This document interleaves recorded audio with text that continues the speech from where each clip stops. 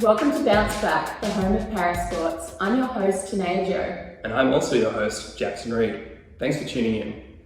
We've got an exciting show lined up for you today, with stories tackling the training regimens and mental health of para-athletes, and also a look at how Australian Paralympians get funding.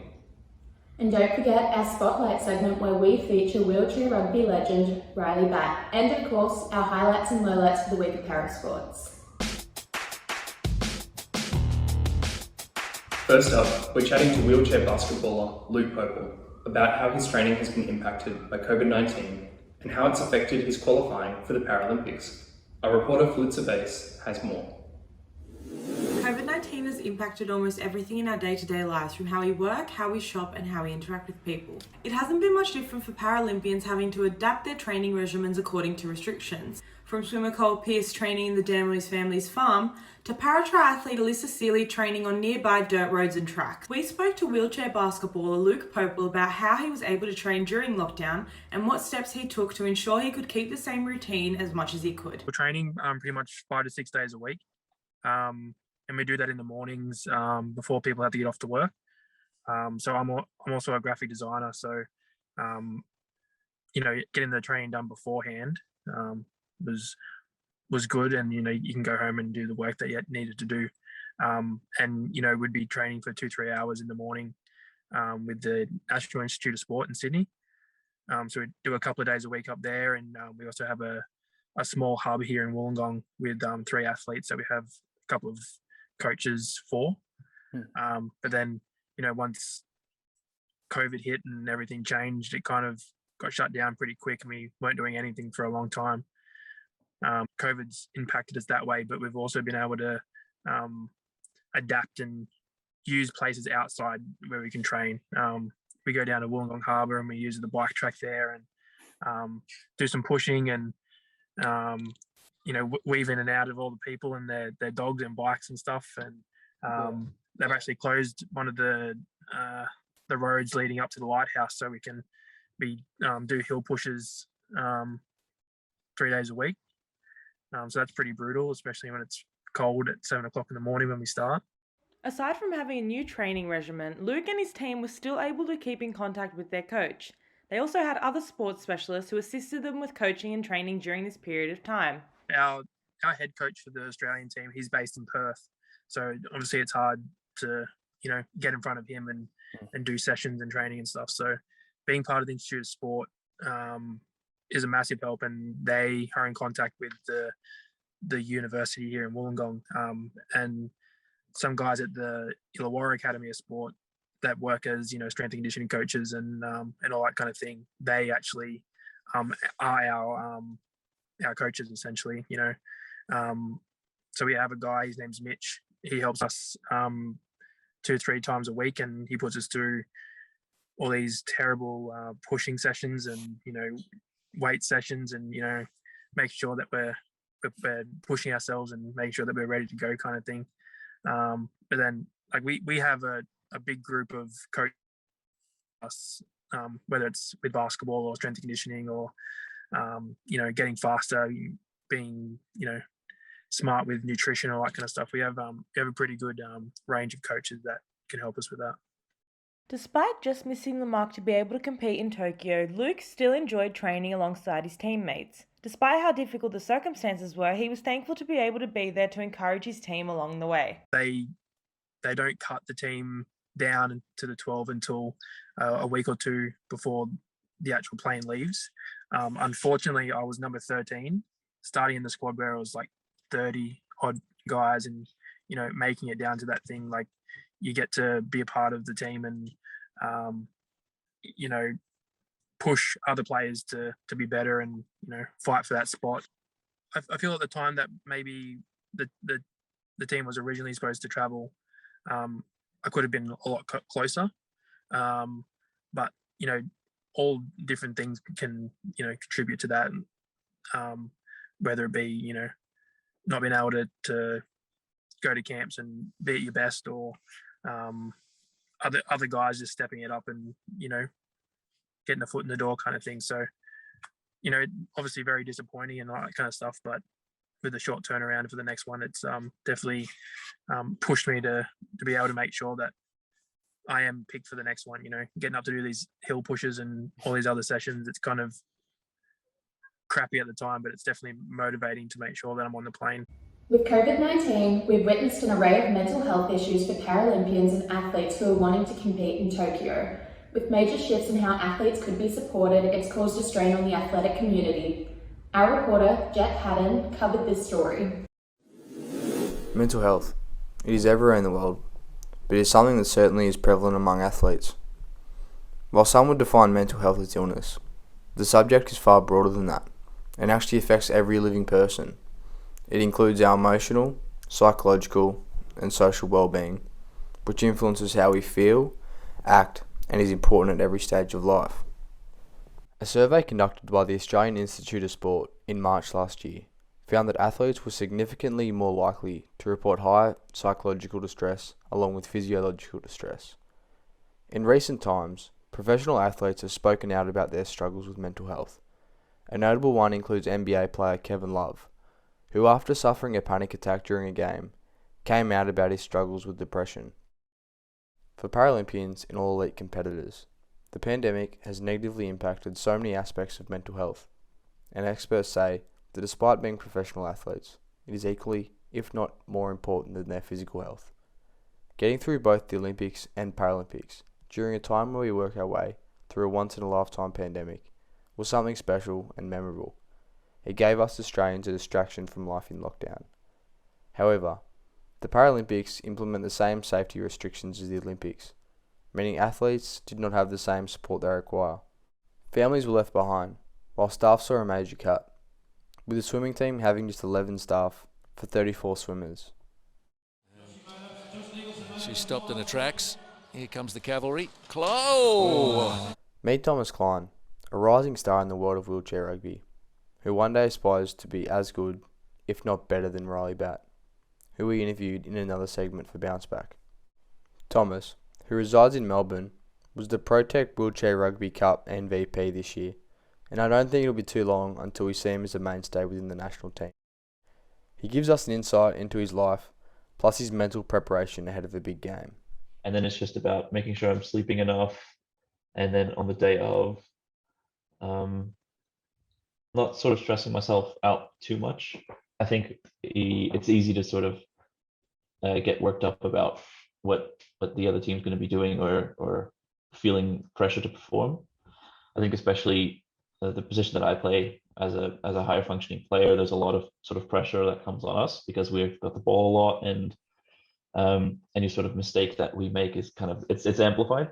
I think there are some mindfulness techniques that we do. I'm lucky enough now to work with our sports psych in terms of sort of blocking out any other outside distractions. Do you get like mental fatigue from all that workload? I think, yeah, especially if you're not sleeping enough. I think like you go to bed tired every night. But I think the mental fatigue comes more from stress. Why is that? Well, it kind of builds up. So Yeah. I think it's not just part of like the sports, but in just a daily life, like you can get stressed pretty easily. So if you're not keeping your mental health in check, Yeah. I think that's more exhausting mentally than the actual training. And the training's exhausting physically, but Would you say that like wheelchair rugby itself, do you sort of use it as an escape to for mental health in general? Just like so you can just switch off and just have fun? yeah, but I'm training as a professional athlete as well, so it is something that I take quite seriously.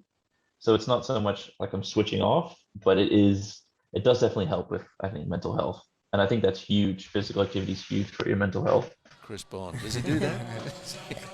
Yeah, he does that a few times actually. Thomas told me that he trains up to 5 times a week for wheelchair rugby, and he's also starting to dip into the sport of wheelchair basketball, where he says he's still working on his shot. Along with both of those sports, Thomas used to compete in triathlons, and while he's been out of the game for a while, he's interested in doing another. While training 5 times per week may seem crazy to some, mental confidence is something Thomas touched on, due to knowing that he's done everything possible prior to a game. As a high-functioning player, Thomas says he's normally under a bit of pressure due to his workload on the court, with any mistake amplified, which in itself brings a good deal of stress. We've heard from athletes about how their training and mental health has been affected this year. But what about the people who get them where they need to be?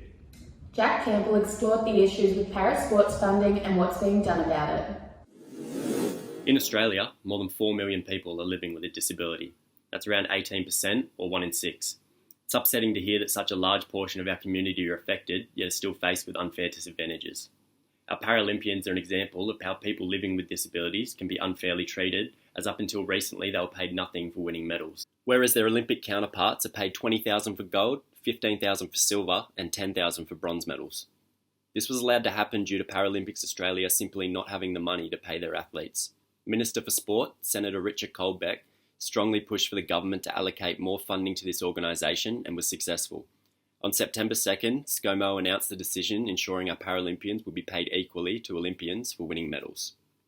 Mr. Speaker, we have won 60 medals so far, and recognising the national significance of the Paralympic team, I'm very pleased to announce that the government will provide additional support to Paralympics Australia to ensure our Paralympic medalists will receive equivalent payments to our Olympic medalists, Mr. Speaker. Over $3 million will be allocated to Paralympics Australia through 2021 to 2022 to pay for 13 high-performance Paralympic programs. This funding is part of the government's commitment to paying $115 million to Paralympic, Olympic and Commonwealth Games sports in 2021 and 2022. The funding will provide training, equipment and medal bonuses. Paralympics Australia's president, Jocko Callaghan, says the investment will see a 40% pay increase to Paralympics Australia since 2012. This announcement comes after Australian women's rugby gold medalist and AFLW player Chloe Dalton Nothing to kick to, so they'll have to run it. This is O'Dwyer. She's going to try and get away from Dalton, and not many do that. launched a fundraiser in order to support our Paralympians. She managed to raise $75,000 in 3 days. Chloe's GoFundMe has raised over $90,000 for our Paralympians thanks to more than 1,000 donors. One of those generous donors is Laura Watson. Laura forked out $300 of her savings for the campaign, which she says is very close to home. How'd you find out about the GoFundMe? I found out about the GoFundMe through my friend whose brother is training to be an Olympic gymnast who has Down syndrome. So falls under the Paralympic category. So yeah, she's the one who told me about it. Is that what inspired you to donate? Yeah, look, I am very inspired by, people with special needs and Paralympians on their own, especially like coming off the bat of the Olympics. It was very fresh in everyone's mind. And I also have a brother who has special needs. So it's, I've watched how much they struggle, like just with day-to-day things. So I didn't really need much inspiration to help them out. It's very, very close to home. What was your reaction to the government deciding to pay our Paralympians the same as the medalists from the Olympics? I don't know why they were paid less in the first place. I think they work just as hard, to be honest. And just because, I think the government paying them less is saying that they're less than, and they're already struggling. Some of them have one leg. So take a pay cut as well. It's what are you saying to these people who work actually double to be able to do what a normal person does? So I think it should have been like that in the first place. The GoFundMe is currently over $90,000 with a goal of reaching $100,000. So do you encourage everyone else to get on board and donate to this cause? Oh yeah, definitely. I mean, little bits help, you don't have to spend much. It's power in community. On top of the funding provided by the government, virtual seats were available for purchase for the Tokyo Games this year. The Green and Gold Virtual Seat campaign, launched by Paralympics Australia, raised over $2 million with over 90,000 seats purchased. The seats cost $25 and came with a personalised virtual seat and graphic to share via social media. The money raised well and truly exceeded the $500,000 goal. Paralympics Australia also have a joint venture with Sport Australia called the Parasport Equipment Fund. The fund helps to pay for equipment needed for a range of parasports for people who can't afford it. To be eligible, you must fit the criteria. You can apply online through the Paralympics Australia website. The fact that Australia's Paralympians are finally being paid the same amount as our Olympians is long overdue, but the amount of support we've seen from the community has been pretty heartwarming. And now it's time for our Spotlight segment with Riley Batt, the man ranked #1 in the world for wheelchair rugby. Our reporter Tasman Haynes talked to him about how he got into the sport, how far it's taken him, and his tips for success. So for me, I was born with my disability, what's called a limb deficiency. So growing up with disability for me was fairly normal when I was a young kid. I used to get around sort of crawling, as most kids do when they're young, and then got onto a skateboard as a mode of transport when I was about probably 4 or 5 years old. My parents at the time tried to get me on prosthetic legs, but they were really hard, so I only used them occasionally. So going up through school, I tried to use the prosthetic legs, but then I jumped on the skateboard because, you know, that's what the cool kids were doing. And I think it was around 10 years old. My parents sort of begged me to jump in a wheelchair if I wasn't going to use the prosthetic legs. And for me, at the time, as a 10-year-old, I looked at people at wheelchairs and just thought they were disabled and couldn't do anything for themselves. So looking back on that now, it was the totally wrong outlook on life. I then found wheelchair rugby. I was still on a skateboard, found wheelchair rugby as a school sport. I think I was about 12 years old. And first time I saw it, all my able-bodied friends jumped in these rugby chairs and bashed into each other and had the best time. And I sat on the sideline because there was no chance I was getting into one of those wheelchairs. So a couple of weeks went on watching my able-bodied friends jump in these wheelchairs, and I went, you know what? Let's just give this wheelchair rugby a go, and jumped in and had the best time of my life, to be honest. For once in my life, I felt like I was on a level playing field, and actually probably excelled at it because I had my upper body strength than all my friends because I used to get around on a skateboard. So that's how I found wheelchair rugby, and I'm very glad I found wheelchair rugby because my perception of people in wheelchairs being disabled has now totally changed, and I love being in a wheelchair, and it's brought me to where I am today, and it's completely changed my life. What's been your highlight moment, your biggest sporting achievement? That's a tough one. So many. Okay, so obviously just representing Australia for the first time was just a huge moment. You know, I'm getting goosebumps just thinking about it right now. Getting our first Paralympic medal, 2008 Beijing Paralympics, we won a silver medal, and it was just, you know, one of my goals was ticked off, and the next goal after that was to win a gold medal, and we're lucky enough to win a gold medal in the 2012 London Paralympic Games, and then defended that in one of the toughest games in wheelchair rugby history, a double overtime thriller against America, where we won our second Paralympic gold medal at the Rio Paralympic Games. So that was some pretty cool moments. I don't know what gold was better, you know, winning your first or winning in a double overtime thriller. Both were absolutely amazing. But recently at the Tokyo Paralympic Games, being named as co-captain of this amazing Australian Paralympic team, but not only co-captain, being co-flag bearer as well. When your peers look at you as a leader like that, after all the work you put into your sport and Paralympics in general, it's very humbling. What age were you when you first competed at the Paralympics? So I started wheelchair rugby when I was 12.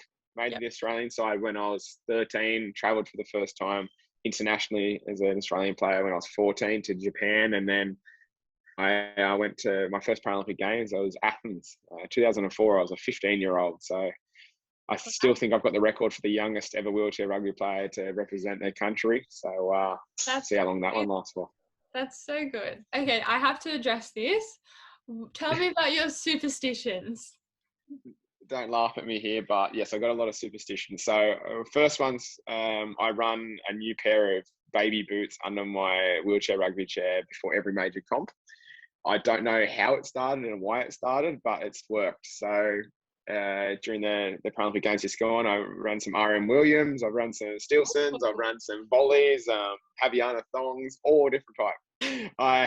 The last thing I have to do in the change rooms, I'm all ready, everything's ready to go. The last thing I do is put the jersey on, and I've got to like really just concentrate on the pride and who I play for, and that really pumps me up. I've got some lucky undies, so I got to wear Batman undies in every major final, and superhero undies in every other game in a major tournament. So the undies might be like 12 years old, but they've only been worn probably like 4 or 5 times. So don't judge me on that, okay? And then I also have to be the last one on the court before the game. I don't know why I do that, but it's just something that's stuck. So I've got it. I've got 2 4-leaf clovers that have been laminated in my wallet since I was about 12. So yeah, I understand I'm weird, but hey, superstitions are superstitions. No, if it works, it works 100%. What would you say to yourself back then? Like, what do you know now? Yeah, I would say to my young self, I would say to every young athlete coming through, disability or not, to get involved in sport. Sport has changed my life completely. You don't have to aim for, a Paralympic or Olympic Games or to represent your country or anything like that. Just enjoy it. I think sport is more than just a competition. It's more than just exercise. It's a community. It's a friendship group. It's just great for you physically and mentally. So I encourage people to get involved in sport and just enjoy it.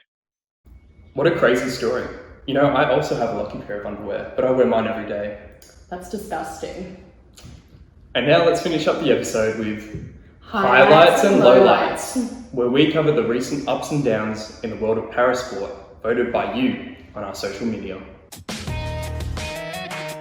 First up, we're looking at the lowlights of the Paralympics. To now, did you hear Malaysian Paralympian Muhammad Ziad Zulkifli had won gold in shot put, but he was later disqualified for being 3 minutes late to his game?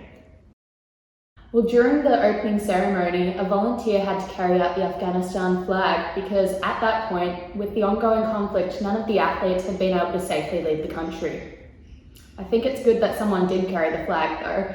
It's a good show of international support behind those who were supposed to compete. Yes, but there wasn't as much support shown for the athletes who were supposed to compete but couldn't. Yeah, that's right. Team USA's Becca Myers was one of the many athletes who couldn't compete this year because she wasn't allowed to bring her care assistant to Tokyo. The deaf-blind swimmer would have struggled to navigate a new country on her own, but her request to bring someone with her was knocked back because of COVID-19. From our Flat Tires segment, the story with the most votes was Becca Myers' story. But it's not all bad news. There were a fair few highlights from the Paralympics as well. We saw 2 17-year-old swimmers break world records. Team USA's Anastasia Pagonis won gold in the 400 metres freestyle, and Gia Pergolini in the 100 metre backstroke. This year featured the first ever refugee team. This new team represented the millions of refugees currently displaced around the world. We also saw the video of Taekwondo athlete Zeika Kudati go viral as she begged for help with the international community to help get some of the Afghan team to compete. Zeika and track athlete Hossein Razuli were both evacuated by a number of governments, organisations and special individuals so they could compete for the Afghanistan team. It's great to see the international community were able to help, especially since they weren't sure if they were going to compete this year at all. Our winning highlight story was the video of Taekwondo athlete Zeika Kudati. I, as a female member of the National Paralympic Committee of Afghanistan, Para Taekwondo, with all the struggles I have been through, I am currently imprisoned inside the house. I cannot even go outside around this house with confidence and with security to go out to buy just a few things for myself, to train, to check on how anyone else is, or for anyone to check that I am not left out of the competition. My family is based in Herat City, which has been entirely captured by the Taliban. Currently, I reside with extended family members in Kabul who don't have enough food to feed their own children, and I am an additional burden on them. I request from you all that I am an Afghan woman, and as a representative of Afghan women, I ask you to help me. My intention is to participate in the Tokyo 2020 Paralympic Games. Please hold my hand and help me. This episode was filmed inside the Desert Rose Sustainable Living House at the UOW Innovation Campus. Desert Rose celebrates the varied capabilities of its future occupants, with a range of accessibility features, including ramps, doorways, and rooms to fit wheelchairs, and safety and comfort features for people living with dementia and other disabilities. Thanks for joining us on today's episode of Bounce Back. We hope you were able to learn something new about Aussie parasports and the athletes who compete in them. To keep up to date on new episodes, follow us on Facebook, Twitter, Instagram and YouTube. Until then, stay safe and stay active.